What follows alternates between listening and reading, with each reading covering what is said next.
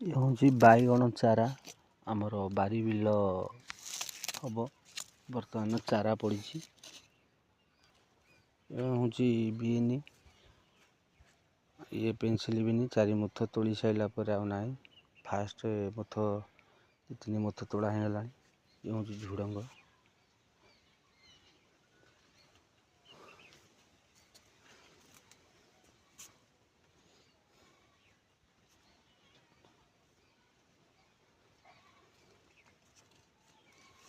ଫୁଲକୋସି ଝୁଡ଼ଙ୍ଗର ଖୁନ୍ଦି ହେଇଥିଲା। ମାଙ୍କଡ଼ ବାର ଆସିକି ଖାଉଛି, ଜଗିଲା ହତେ ବି ସେ ବାର ବସିକି ଖାଉଛନ୍ତି।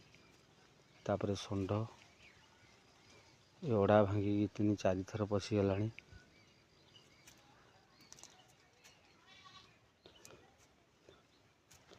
ଇଏ ପାନ ବର୍ଜ୍ୟ ଭଙ୍ଗା ସଇଲା ପରେ ବର୍ତ୍ତମାନ ବିନ୍ ଆଉ ଝୁଡ଼ଙ୍ଗ ଚାଲିଛି। ତାପରେ ବର୍ତ୍ତମାନ ତାପରେ ଗୋଟେ କାକୁଡ଼ି ହେବ। କାକୁଡ଼ି ପରେ ଏ ମାଟି ସବୁ ଦାଣ୍ଡକୁ ଯିବ। ଗଲା ପରେ ମାଟି ଲେବେଲିଂ ହେବ। ତାପରେ ବାଇଗଣ ହେବ କି କ'ଣ ହେବ ଦେଖାଯିବ।